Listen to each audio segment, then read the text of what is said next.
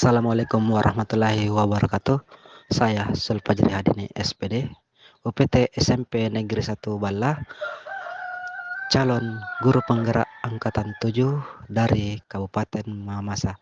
Perkenankan saya akan memaparkan aksi nyata modul 1.4 mengenai budaya positif.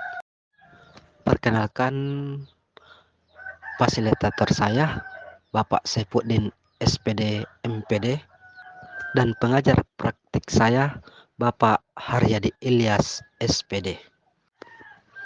Dalam melaksanakan seminar budaya positif ini, saya berkolaborasi dengan teman sejawat sesama calon guru penggerak. Adapun tujuan dari aksi nyata modul 1.4 mengenai budaya positif, yang pertama, CGP dapat mengimplementasikan konsep-konsep inti dalam modul budaya positif dalam lingkungan kelas. Kedua, CGP dapat menyampaikan pembelajaran penerapan konsep inti dari modul budaya positif serta pemahaman mereka mengenai konsep-konsep inti dalam budaya positif. Selamat menyaksikan. Oke, selamat pagi. Assalamualaikum warahmatullahi wabarakatuh. Puji syukur kita panjatkan kehadirat Tuhan Makassar karena atas berkat dan kasih Allah sehingga pada hari ini kita masih bisa berkumpul di tempat ini. Kita sebagai guru dan saya akan sedikit memaparkan tentang seminar budaya positif mengenai tugas kami di calon guru penggerak.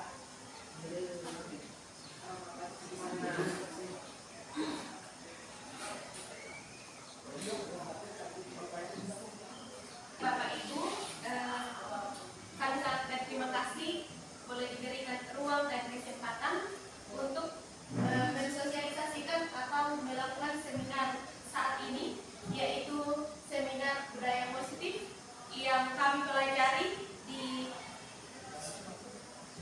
pendidikan guru penggerak angkatan 5 Kabupaten Mamasa, dan ini juga bertujuan sebagai tugas kami di aksi nyata modul 1.4, yaitu budaya positif. Adapun acara atau susunan acara yang akan kita lalui bersama, yaitu yang pertama pembukaan yang sebentar berlangsung, yang kedua doa, dan yang ketiga presentasi materi, dan yang keempat diskusi, dan kelima penutup.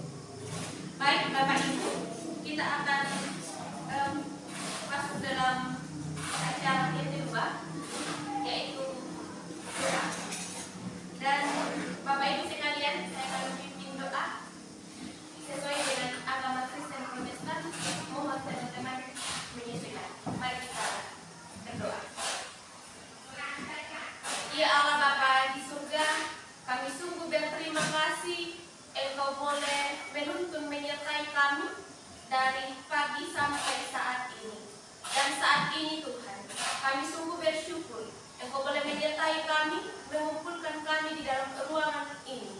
Di dalamnya Tuhan, kami akan mengikuti seminar budaya positif. Ini sebagai tugas kami Tuhan, sebagai guru dalam lingkup Kabupaten Mamasa. Kami serahkan semuanya kegiatan kami di dalam tangan pengasihan-Mu Tuhan. Mari Engkau berikan kami kekuatan kesehatan, agar kami boleh mengikuti kegiatan ini hingga selesai. Mohon ampun segala dosa kelemahan kami, dan sempurnakan doa kami.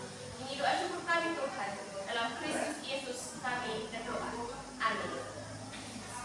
Baik Bapak Ibu, kita akan masuk di dalam presentasi materi, dan saya persilahkan kepada Pak Sud untuk mempresentasikan materi. Oke, biasa harusnya terlebih dahulu membuat kesepakatan kelas.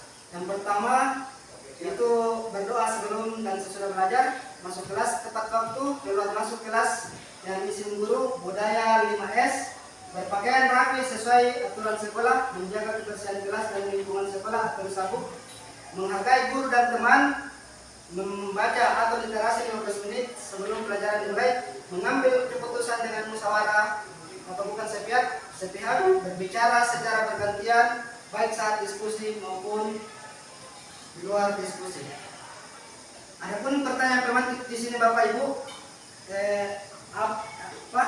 apakah Bapak Ibu setuju dengan pertanyaan ini? Yang pertama, hukuman dapat mendisiplinkan murid. Kedua, pemberian hukuman dengan hal positif seperti membaca atau membersihkan halaman sekolah dapat meningkatkan disiplin murid. Ketiga, memberikan penghargaan dan meningkatkan motivasi belajar murid. Ya. Ketiga, disiplin positif dan nilai-nilai kebajikan universal. Adapun perubahan paradigma kegiatan kepalan tangan, yaitu ada A dan B, Anda dan teman Anda. Sobeklah secara kertas kecil, tuliskan sesuatu atau benda yang sangat berharga bagi Anda, letakkan di salah satu tangan Anda dan genggam benda atau sesuatu dengan segala daya, buatlah sebuah kepalan. Yang pastinya biasa kita lakukan, teman Anda B akan mencoba sekuat tenaga dengan berbagai cara untuk meminta Anda memberikan benda tersebut. B bisa membujuk, mengancam, menghardik, merayu, menyuap atau apa saja agar dapat membuka kepala tangan Anda. Ya, kita terkadang bisa memahami apa yang akan terjadi. Perubahan paradigma, stimulus respon atau kontrol. Siapa sesungguhnya memiliki kontrol? Ya, stimulus responnya di sini kita mencoba mengubah agar berpandangan sama dengan orang lain, berpandangan sama dengan kita. Kedua, perilaku buruk dilihat sebagai suatu kesalahan. Yang ketiga, orang lain bisa mengontrol saya. Keempat, saya bisa mengontrol orang lain. Kelima, pemaksaan dunia. Kedua, semua perilaku memiliki tujuan. Yang ketiga, hanya Anda yang bisa mengontrol diri Anda, bukan orang lain. Anda tidak bisa mengontrol orang lain. Kelima, kolaborasi dan konsensus menciptakan pilihan-pilihan baru. Apa makna disiplin? Makna disiplin yaitu berasal dari bahasa Latin atau disiplina yang artinya belajar. Kedua, makna asal dari kata ini berkonotasi dengan disiplin diri dari murid-murid Socrates dan Plato. Disiplin diri membuat orang menggali potensinya menuju sebuah tujuan, apa yang dihargai dan apa yang tidak dihargai. Keempat, namun dalam budaya kita, makna kata disiplin telah berubah menjadi sesuatu yang dilakukan secara pada orang lain untuk mendapatkan kepatuhan. Kecenderungan umum adalah menghubungkan kata disiplin dengan bahwa kritikan dan membuat bahwa kritik dapat dan membuat orang merasa bersalah, dapat menguatkan karakter.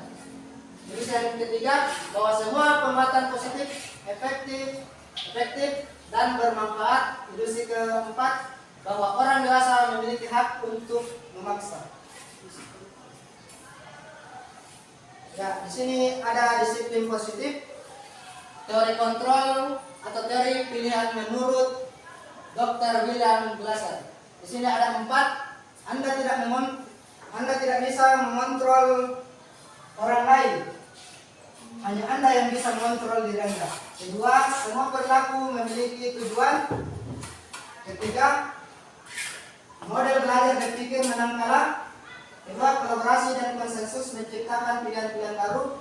Realitas kebutuhan kita berbeda. Kita berusaha memahami pandangan orang lain tentang dunia. Setiap orang memiliki gambaran yang berbeda. Di sini lagi terbagi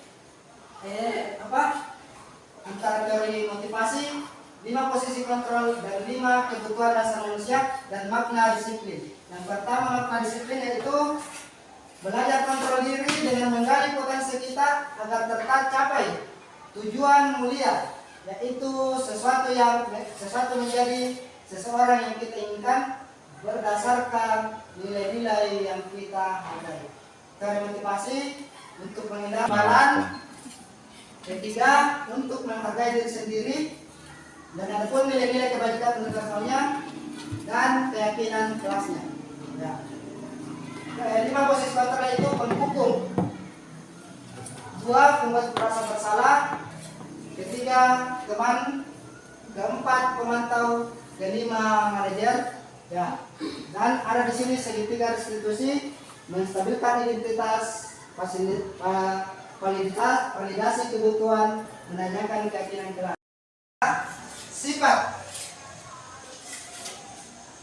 Sifat positif manusia merupakan tujuan mulia yang ingin dicapai setiap individu. Nilai-nilai tersebut bersifat universal dan lintas bahasa, suku bahasa, agama maupun latar belakang. Setiap manusia, adapun bagian-bagiannya di sini, setiap perilaku perbuatan memiliki suatu tujuan. Menurut Dr. William Glasser pada teori kontrolnya. Yang kedua, dengan mengaitkan nilai-nilai kebajikan yang diyakini seseorang, maka motivasi intrinsiknya akan terbangun sehingga menggerakkan motivasi dari dalam untuk mencapai tujuan mulia yang diinginkan. Nah, yang ketiga, nilai-nilai kebajikan yang ingin dicapai.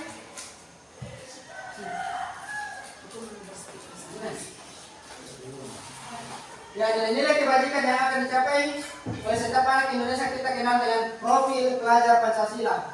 Yaitu terbagi atas 6. Yang pertama harus beriman, bertakwa kepada Tuhan Yang Maha Esa, dan berakhlak mulia, mandiri, bernalar kritis, berkebinekaan global, bergotong royong, dan kreatif. Adapun teori motivasi hukuman, penghargaan, dan restitusi. Teori motivasi perilaku manusia yang pertama itu untuk menghindari ketidaknyamanan atau hukuman apa yang akan terjadi apabila saya tidak melakukannya. Ini termasuk motivasi eksternal. Yang kedua, untuk mendapatkan imbalan dari orang lain atau institusi. Pertanyaannya, apa yang akan saya dapatkan apabila saya melakukannya? Ketiga, untuk menghargai diri sendiri. Pertanyaannya itu, saya akan menjadi orang yang seperti apa bila saya melakukannya. Di sini termasuk motivasi internal, tujuan, disiplin, positif. Nah, menurut Ki Hajar Dewantara, merdeka itu artinya tidak hanya terlepas dari perintah, akan tetapi juga cakap buat memerintah diri sendiri. Dihukum oleh penghargaan terbagi atas 3. Penghargaan menurut kualitas, penghargaan menurut kreativitas, penghargaan menurunkan kualitas. Kedua, penghargaan menurunkan kreativitas anak. Ketiga, penghargaan menurunkan motivasi intrinsik. Ya. Adapun tindakan guru di sini, ada hukuman atau konsekuensi.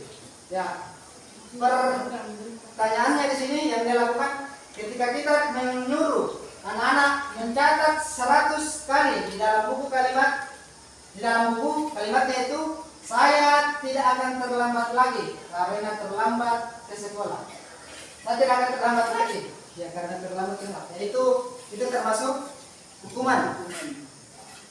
Lari mengelilingi lapangan basket 2 kali karena terlambat di sekolah. Itu juga termasuk hukuman.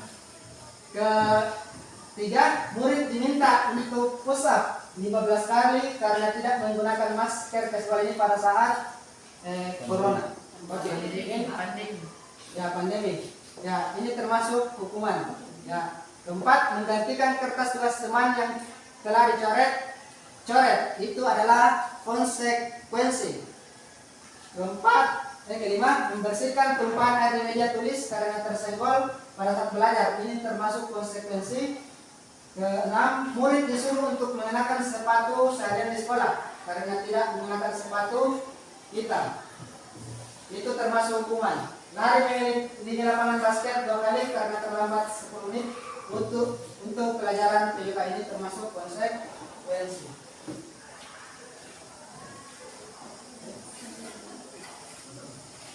Adapun di sini perbedaan antara hukuman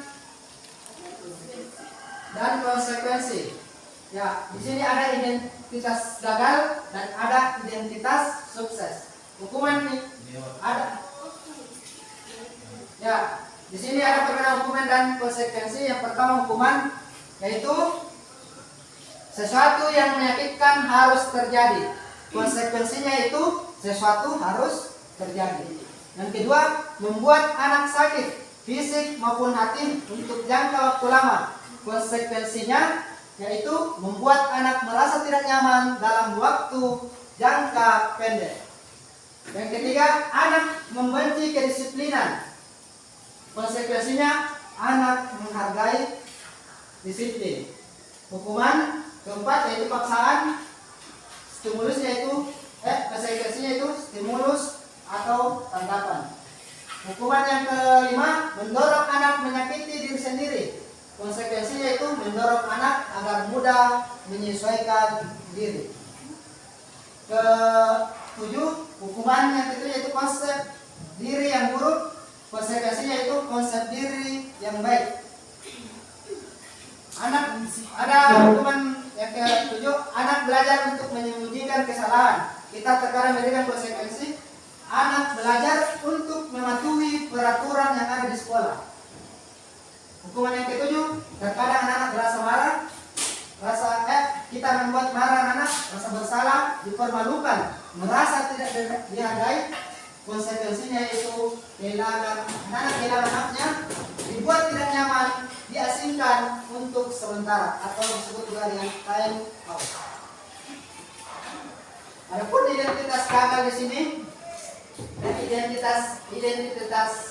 identitas sukses, hukuman, disiplin, konsekuensi, dan adapun restitusinya.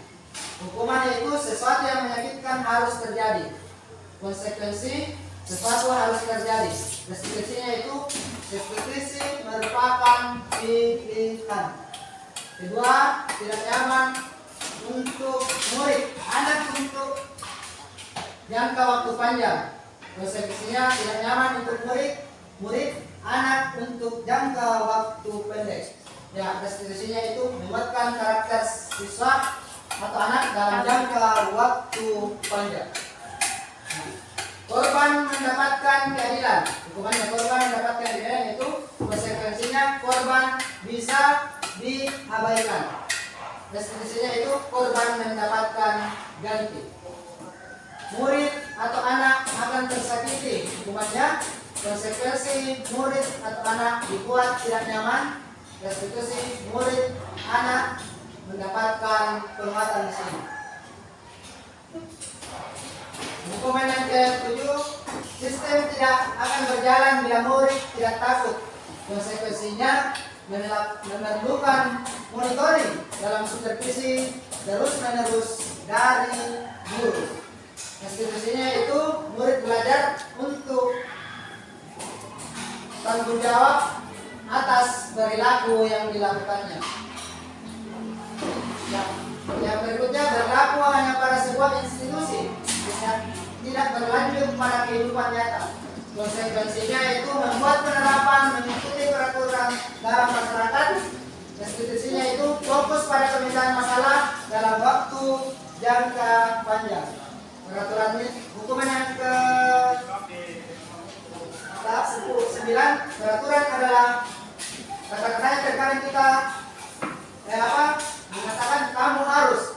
Konsekuensinya itu apa peraturannya, mampukah kamu melakukannya? Terima kasih. Di sini ada kata-kata terima kasihnya.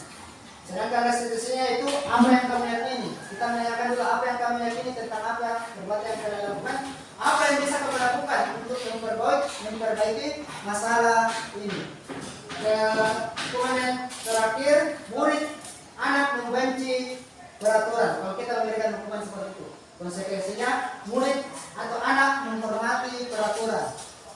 Sedangkan restriksi itu murid atau anak menghormati dirinya dan orang lain. Di sini kalau restriksi itu adalah positif, konsekuensi itu netral, sedangkan hukuman adalah negatifnya.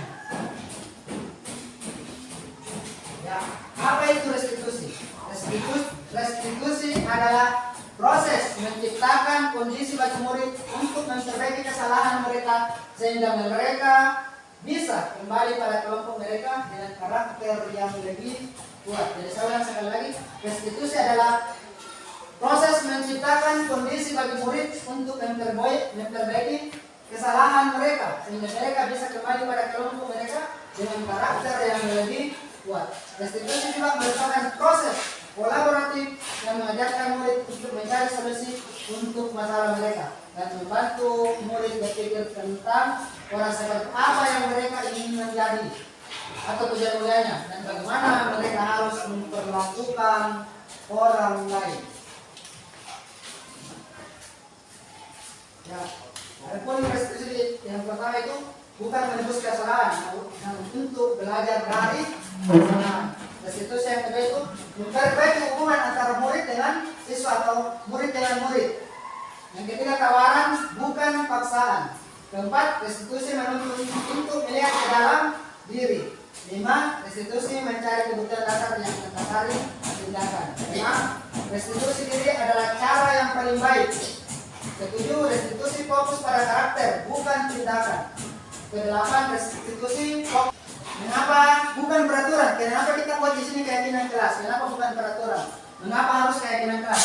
Yang pertama, yaitu mengapa kita memiliki peraturan kelas menggunakan helm bila mengendarai kendaraan roda 2. Kedua, kata-katanya itu mengapa kita memiliki peraturan 3M menggunakan masker ini pada saat COVID. Ya, mencuci tangan dan menjaga jarak 1 meter. Yang ketiga, mengapa kita memiliki peraturan harus datang tepat waktu pada saat mengikuti pelatihan untuk mendukung motivasi intrinsik kembali ke nilai-nilai keyakinan yang lebih menggerakkan seseorang dibanding mengikuti serangkaian peraturan. Nah, adapun berdasar positif yaitu lingkungan positif, keyakinan kelas dan peraturan kelas. Ya, di sini ada peraturan kelas dan ada keyakinan kelas.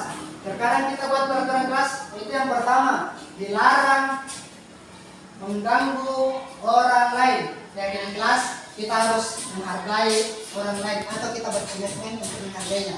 Kedua, hadir di sekolah 15 menit sebelum pembelajaran dimulai. Yaitu keyakinan kelasnya keselamatan, menghormati orang lain. Ketiga, dilarang melakukan kekerasan. Yang keyakinan kelasnya itu bersabar, menghormati orang lain. Keempat, bergantian atau menunggu orang lain. Keyakinan kelasnya itu menghormati orang lain. Ya, di sini ada kesepakatan kelas ini bagusnya, mohon maaf, bagus kalau wali kelas. Di sini ada keyakinan saya, kesepakatan kelasnya, saya membuang sampah pada tempatnya. Kedua, saya menghormati semua orang dan barang miliknya. Saya melaksanakan segala pekerjaan dan kegiatan yang ditugaskan. Saya berbicara dengan sopan dan jujur. Saya bijak bersikap dan bertindak. 6. Saya berpakaian rapi sesuai aturan sekolah. Terakhir, saya akan menaati kesepakatan kelas. Prinsip atau nilai kelas yang didapatkan di sini: mencintai lingkungan, menghormati dan menghargai orang lain, disiplin dan bertanggung jawab, sopan dan jujur, bersikap bijak dan bersabar, dan menghargai diri sendiri. Adapun 5 kebutuhan dasar manusia itu penguasaan. Terkadang di sini kita ingin menguasai, ingin memiliki kebebasan, kesenangan, kasih sayang dan rasa diterima, dan bertahan hidup. Berikutnya akan dilanjutkan oleh teman kelompok saya, Ibu Asin, silakan.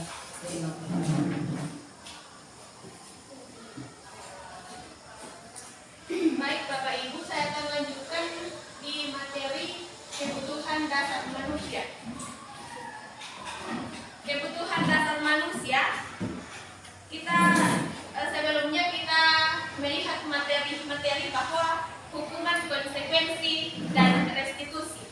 Namun yang ditegaskan atau yang dikuatkan atau yang menyebalkan kita di dalam materi ini adalah bagaimana kita mempraktekkan tentang restitusi itu. Kita diberikan pilihan-pilihan untuk bagaimana kita di dalam kelas misalnya atau di lingkungan sekolah kita pernah menghukum, tetapi apa hasilnya? Kemudian konsekuensi, kita saling bagaimana membuat kesepakatan, tetapi ketika dihukum atau ketika dilanggar akan mendapatkan konsekuensi. Namun yang kita belajar bersama atau yang kita tebalkan bersama adalah restitusi. Bagaimana kita mencari jalan keluar bersama, bagaimana kita menjalani hal-hal yang sudah kita sepakati bersama dengan baik tanpa membunuh karakter siswa. Itu yang mau kita angkat di sini. Jadi untuk mengetahui bagaimana cara menebalkan restitusi ini di dalam lingkungan sekolah dan juga di ruangan kelas, kita harus mengetahui dulu setiap apa kebutuhan manusia. Yang pertama itu adalah harus tahu bertahan hidup, kemudian kasih sayang, penguasaan, kemudian kesenangan dan juga kebebasan. Kita harus pahami Bapak Ibu bahwa setiap anak memiliki karakter dan kepribadian masing-masing. Nah ini yang harus kita bagaimana mengajar anak-anak dengan karakter mereka dan mencari solusi ketika mungkin ada anak-anak kita yang memiliki masalah. Kemudian 5 posisi kontrol guru. 5 posisi kontrol guru. Yang pertama, motivasi, kemudian identitas dalam, identitas berhasil atau sukses, kemudian identitas berhasil dan sukses ini kontrol diri. Menghindari hukuman, karena ini anak-anak kita yang biasa menghindari hukuman. Guru biasanya berbuat menghardik, menunjuk-nunjuk, menyakiti, dan menyindir. Kemudian membuat orang bersalah, berceramah dan mengatakan seharusnya kamu melakukan ini misalnya. Kemudian ibu kecewa karena kamu melakukan atau melanggar kesepakatan kita. Ini menimbulkan merasa bersalah. Kemudian di identitas berhasil atau sukses, mengharapkan imbalan atau ketergantungan pada orang lain. Ini yang biasanya dihasilkan pada karakter siswa. Guru berkata, kalau kamu tidak melakukan, awas ya, rasakan. Nah biasa ini tanpa kita sadari ini adalah hal menghukum. Kemudian membuat orang merasa bersalah. Kamu seharusnya atau kamu sudah tahu, ibu lelah sekali mengatakannya, ibu stres. Nah biasa ini yang bahkan orang dewasa saja kalau misalnya mendapatkan hal-hal ini pasti akan merasa bersalah. Apalagi kalau saya stres karena kamu. Nah ini yang biasa dari masalah. Kemudian kalau kita di posisi teman, ayolah lakukan demi ibu. Masa kamu tidak mau? Ingat tidak, ibu pernah bantu. Kalau kita di posisi pemantau, apa peraturannya? Nah kita tanyakan apa yang sudah menjadi peraturan di sekolah ini. Kemudian di posisi manajer, apa yang kita yakini, apa yang bisa kau kerjakan untuk memperbaiki. Karena kita sadar. Kemudian membuat orang merasa bersalah, biasanya menyembunyikan atau menyangkal dan juga berbohong. Kemudian kalau kita di posisi teman, ini ketergantungan. Murid akan bergantung kepada kita. Kemudian memantau, yaitu menyesuaikan diri bila diawasi. Ya, namanya disiplin, kita mengawasi. Nah itu biasanya dilakukan. Kemudian ketika posisi manajer menguatkan pribadi tanpa kita memberikan pemahaman, tetapi anak sudah terbentuk karakternya dengan baik, maka itu akan mengalahkan dirinya dengan kepribadian yang baik. Kemudian kaitan dengan dunia berkualitas. Di bagian hukuman, murid meletakkan guru di luar dunia berkualitas. Kemudian membuat rasa bersalah, murid meletakkan guru di dalam dunia berkualitas. Teman, murid meletakkan guru di berbagai orang yang sangat penting di dunia berkualitas. Kemudian murid aktif dalam dunia berkualitas. Kemudian murid akan berkata di bagian penghukum, biarkan saja, nanti juga marah-marah lagi. Nah, biasa ini tertanam pada murid kita. Kemudian membuat rasa bersalah, maafkan saya, suka minta maaf lalu diulang lagi. Kemudian peroleh berapa halaman yang harus saya tulis, dan posisi manajer, bagaimana cara saya bisa memperbaiki keadaan. Di bagian terakhir, dampak teman lemah, tidak mandiri dan tergantung. Kemudian di memantau, menitik beratkan pada sanksi atau hadiah. Kemudian ini pertanyaan-pertanyaan yang biasanya kita pakai ini tanpa kita sadari. Pertanyaan-pertanyaan yang pertama, saya kecewa sekali dengan kamu. Siapa yang mengatakannya? Membuat orang merasa bersalah. Ketika kita tidak sadar mengatakan kepada murid kita, saya sangat kecewa melihat nilai yang kamu peroleh ini. Jadi ini adalah membuat orang merasa bersalah. Kemudian kamu tidak benar-benar melakukannya. Ini tanpa kita sadari adalah bagian menghukum. Kemudian ayo lakukan demi Bapak Ibu. Dan bagaimana kamu bisa menyelesaikan masalah ini? Bagian dari manajer. Dan kamu selalu yang paling terakhir. Ternyata kalau kita mengatakan kamu selalu paling terakhir, ini adalah bagian dari menghukum tanpa kita sadari. Kemudian segitiga restitusi.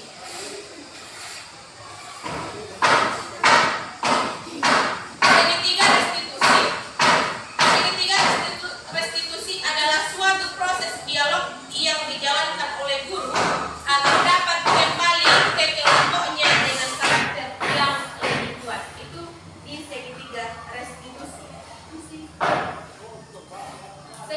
Keyakinan kelas apa yang telah kita sepakati? Kemudian kamu ingin menjadi orang yang seperti apa ini? Untuk mencari siapa yang benar, siapa yang salah, Bapak Ibu lebih tertarik untuk menyelesaikan masalah. Kalau kamu menyalahkan dirimu sendiri terus menerus, apakah kamu bersikap baik pada diri sendiri? Nah, ini tentang manajemen kreatif. Validasi kebutuhan. Membuat siswa mengenali basic need, kebutuhan yang ingin dipenuhi ketika melakukan kesalahan. Pada dasarnya setiap tindakan manusia tujuannya adalah memenuhi basic need, apa itu power, freedom, love, and belonging for survival. Ya,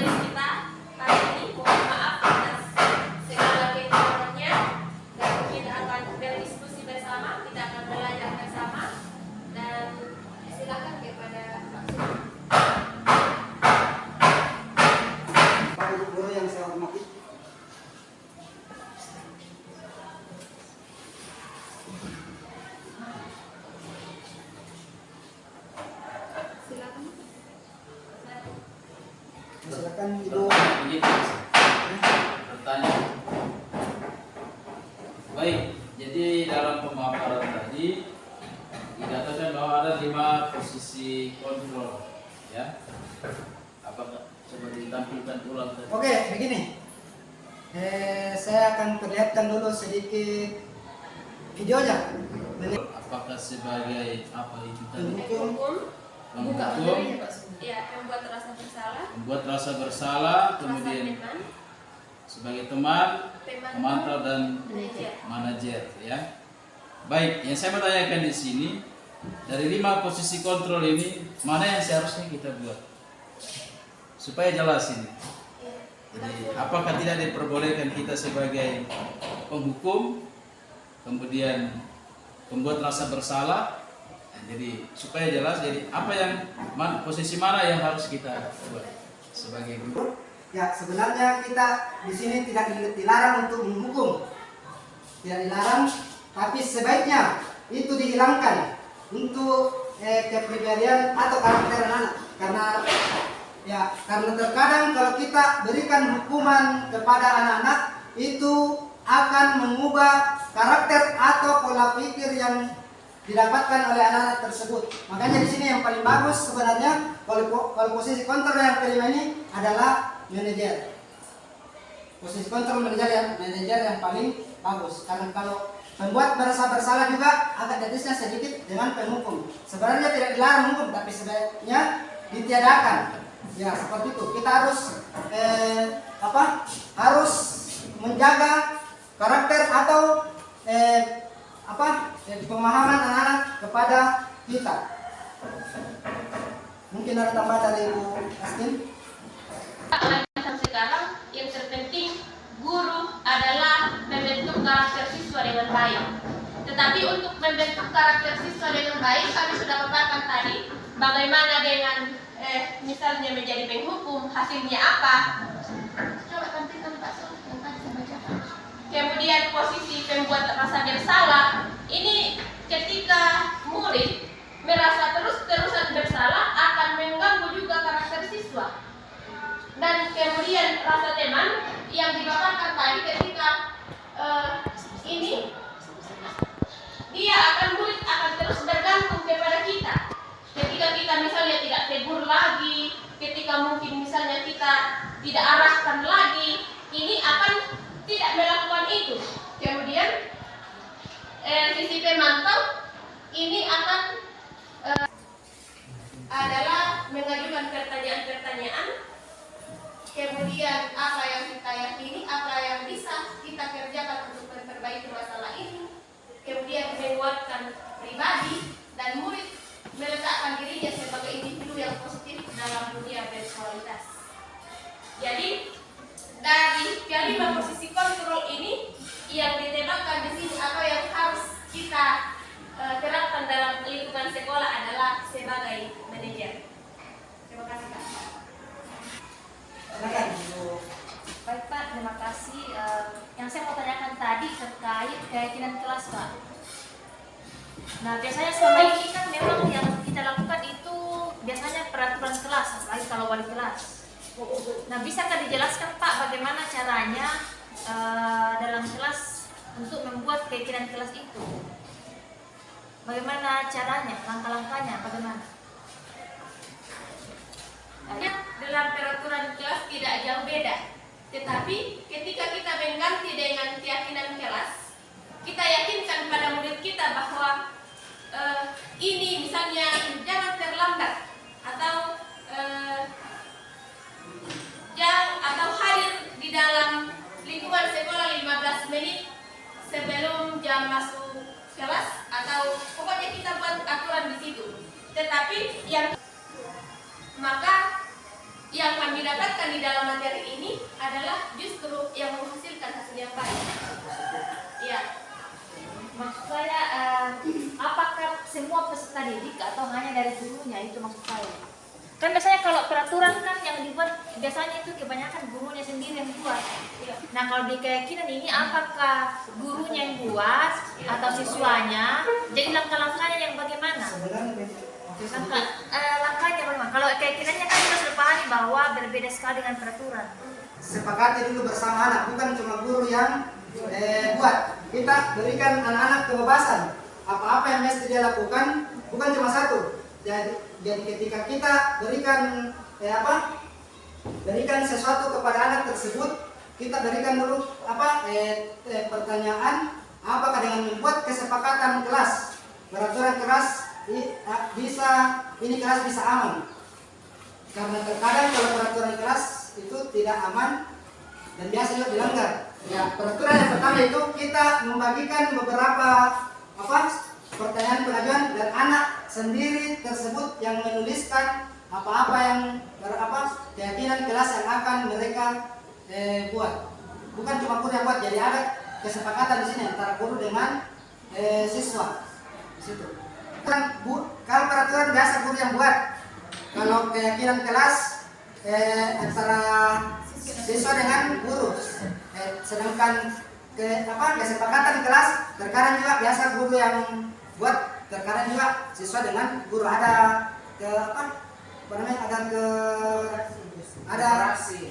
ada kesepakatannya. Jadi keyakinan yang mana saja yang harus kita ambil, keyakinan atau peraturan yang mana saja yang kita ambil di kelas kita. Paling bagus kalau oleh kelas yang buat ini, ataukah karena tidak mungkin kita buat di sekolah. Kurang jelas minimal. Kita memulai semester itu akan dilakukan awal. Karena kenapa? Ini akan dilakukan dan diadakan untuk menjalani satu semester ke depan. Misalnya di dalam kelas itu kita menyediakan misalnya kita angkat satu seorang guru. Tidak boleh terlambat, ini saya katakan tadi, tidak boleh terlambat 15 menit sebelum masuk ke dalam atau sebelum memulai pembelajaran.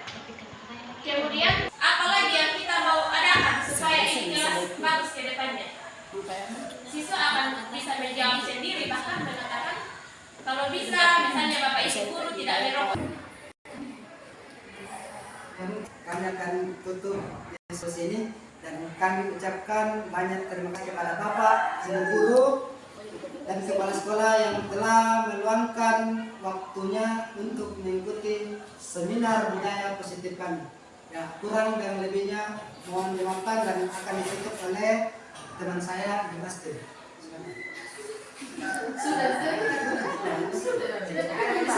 Terbatas karena kami sudah pendidikan kami sangat terima kasih. Dan selamat siang. Berikut ini adalah foto-foto dokumentasi saat melakukan seminar budaya positif.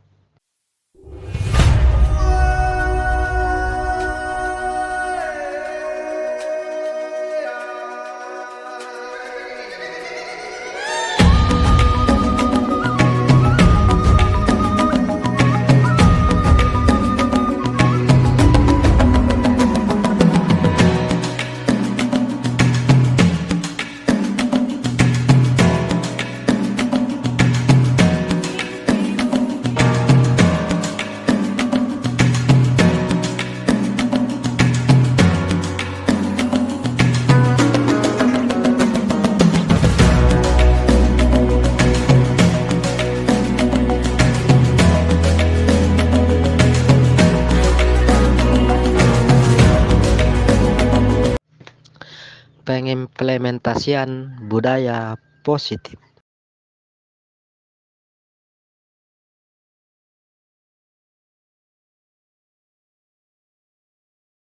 Bagaimana kabar kalian hari ini? Baik. Ya, seperti biasa, sebelum kita memulai pelajaran, saya terlebih dahulu kita akan membuat keyakinan kelas. Waktu minggu pertama itu kita buat kesepakatan kelas. Sekarang berubah menjadi keyakinan kelas. Oke, saya akan bagikan ini, tulis apa yang kalian yakini tentang kelas kita. Hampir sama dengan kesepakatan kelas, saya tulis satu kata saja. Harus kita tempelkan di atas ya. Kita tempelkan di atas.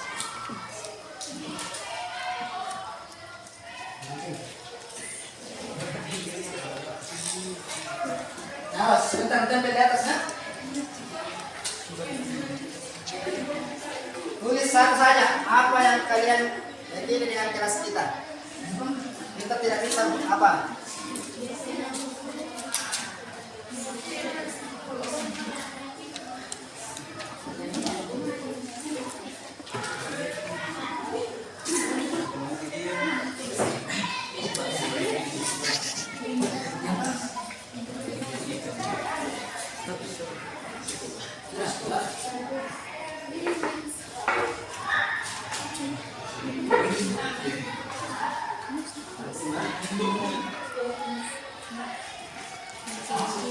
Silakan, yang sudah dapat silakan tulis apa yang kita akan.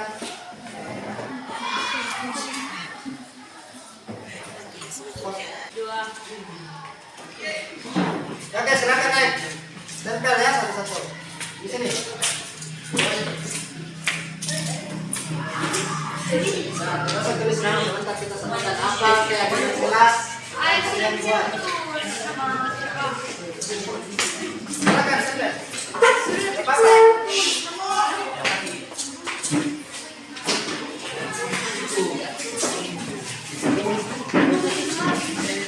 Satu-satu.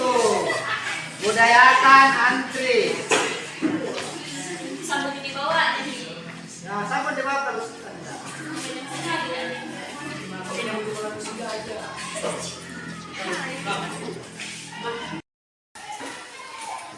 Ya, sebentar ini ditulis ya, disimpan.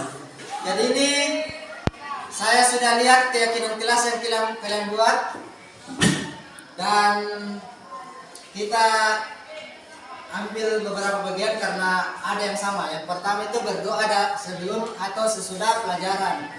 Kedua, disiplin, bertanggung jawab, berbicara yang sopan, ditegur langsung mendengar, dan yang terakhir itu yakin kelas kalian. Ini yang paling penting kayaknya ini, membayar lurah.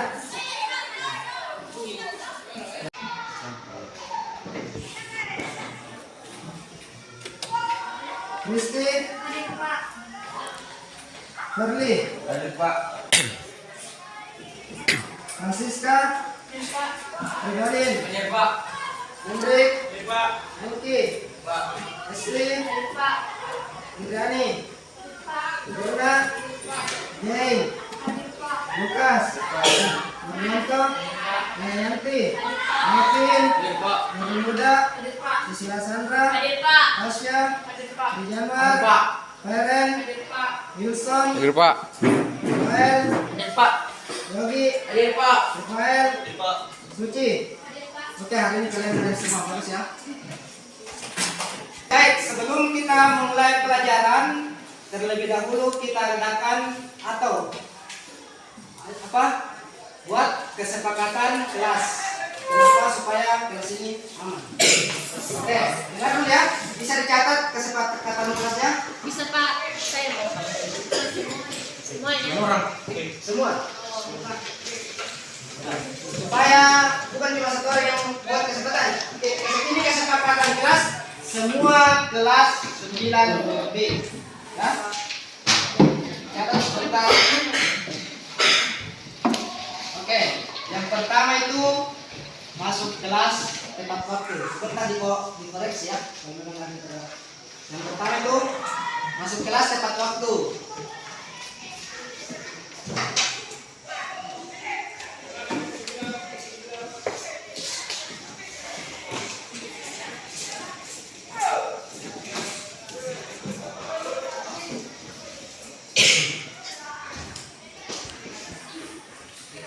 Kedua, berdoa sebelum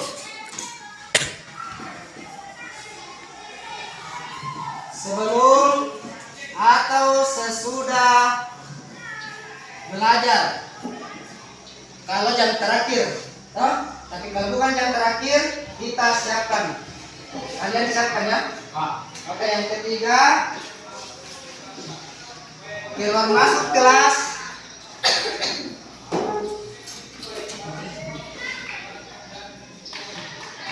harus seizin guru. Keempat,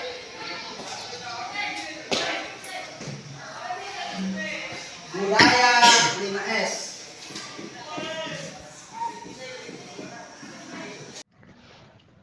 Berikut adalah dokumentasi pengimplementasian budaya positif.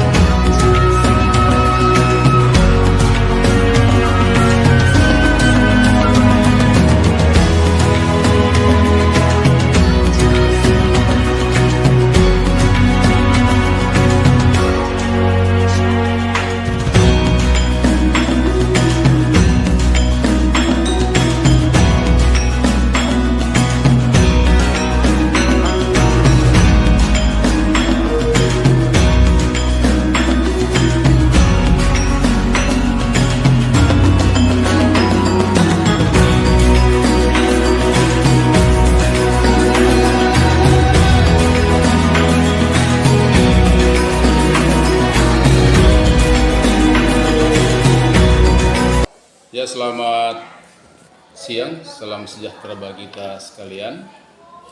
Saya Dr. Andes Obed, MPD, Kepala SMP Negeri 1 Balla, Kecamatan Balla, Kabupaten Mamasa. Pada kesempatan ini saya akan menyampaikan tentang bagaimana peran guru penggerak atau calon guru penggerak di sekolah, seperti apa yang diterapkan oleh Kementerian Pendidikan, Ristek dan Teknologi pada kesempatan ini, bahwa guru penggerak adalah merupakan agen perubahan di sekolah di dalam menentukan nasib siswa, bagaimana siswa itu bisa menerapkan nilai-nilai positif di sekolah dan bisa kritis agar siswa itu boleh terpenuhi kebutuhan dasar tentang akademik pendidikan mereka di sekolah. Hal yang perlu menjadi perhatian seorang guru penggerak atau calon guru penggerak bahwa akhir-akhir ini kita tentunya dihadapkan terhadap hal yang dialami oleh siswa, di mana kita ketahui bahwa baru saja kita mengalami pandemi COVID-19. Jadi ada hal yang dialami oleh siswa di mana mereka hanya terpusat, hanya bermain dengan gawainya sendiri, sehingga seakan-akan mereka itu berinteraksi dengan dirinya sendiri atau dunia sendiri. Sehingga inilah yang menjadi tantangan bagi guru penggerak, bagaimana menerapkan nilai-nilai positif atau budaya positif di sekolah, sehingga mereka atau siswa-siswa ini bisa mengambil posisi kembali sebagai siswa yang baik dan didukung oleh guru penggerak menempatkan diri sebagai agen perubahan dan posisi kontrol, sehingga budaya positif boleh diterapkan di sekolah-sekolah di mana guru penggerak itu melakukan tugasnya dengan baik. Saya kira ini barangkali yang saya bisa sampaikan tentang bagaimana guru penggerak itu melakukan tugasnya di sekolah. Terima kasih. Salam sejahtera bagi kita sekalian. Salam sejahtera buat kita semua. Perkenalkan, nama saya Budi Kiprayun SPD. Saya adalah salah seorang guru mata pelajaran bahasa Inggris di SMP Negeri 1 Balla. Saya adalah teman sejawat Pak Siu Hadini yang sedang SPD, yang saat ini sedang mengikuti calon guru penggerak angkatan 7. Saya sangat tertarik dengan apa yang disampaikan Pak Siu. Saya langsung menyaksikan dia menggunakan metode pembelajaran yang dulunya istilahnya teacher center berpusat pada guru dan sekarang berani mengubah menjadi student center. Demikian, selamat siang. Terima kasih. Selamat pagi, saya Santi SPD dari SMP Negeri 1 Balla. Rekan kerja dari Pak Sul Fajri mengucapkan selamat kepada Pak Sul yang telah menyelesaikan aksi nyatanya dalam prakarsa perubahan diri yang telah dibuat. Saya melihat Pak Sul di sini adalah pribadi yang menyenangkan, mandiri dan baik. Prakarsa perubahan diri yang telah dibuat oleh Pak Sul berdampak positif bagi siswa dan sekolah. Dengan pembiasaan dan pengejaran tersebut, saya yakin jika dibudidayakan akan berdampak positif bagi siswa dan karakter profil pelajar Pancasila. Semoga kedepannya terus berlanjut dan menggapai visinya. Dan sukses untuk pendidikan calon guru penggerak, dan selamat kepada Pak Sul. Terima kasih dan selamat pagi. Selamat siang, saya siswa atas nama Andriani, kelas 9C dari SMP 1 Balla. Saya merasa sangat senang karena diajari oleh Pak Sul. Karena Pak Sul mengajari untuk percaya diri. Kegiatan yang dilakukan oleh Pak Sul membuat saya bersemangat. Saya dan teman-teman dilatih untuk percaya diri di kelas maupun di luar kelas. Terima kasih Pak Sul, selamat siang. Saya siswa atas nama Krise, kelas 9C dan SMP 1 Balla. Saya merasa senang karena saya diajari oleh Pak Sul. Karena Pak Sul mengajari untuk percaya diri. Kegiatan yang dilakukan oleh Pak Sul membuat saya bersemangat. Saya dan teman-teman dilatih untuk percaya diri di kelas maupun di luar. Terima kasih Pak Sul. Selamat siang. Nama saya Kristiana Lulus dari kelas 9B.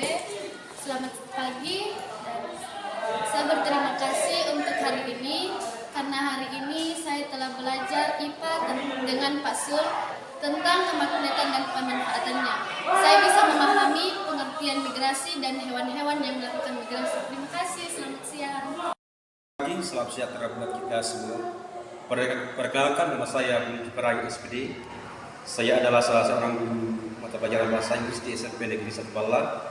Saya adalah teman sejawat Pak Siu Hadini yang sedang SPD, yang saat ini sedang mengikuti calon guru penggerak angkatan 7. Saya sangat tertarik dengan apa yang disampaikan Pak Siu. Saya langsung menyaksikan dia menggunakan metode pembelajaran yang dulunya istilahnya teacher center berpusat pada guru dan sekarang berani mengubah menjadi student center. Demikian, selamat siang. Terima kasih. Berikut adalah dokumentasi pengimplementasian budaya positif.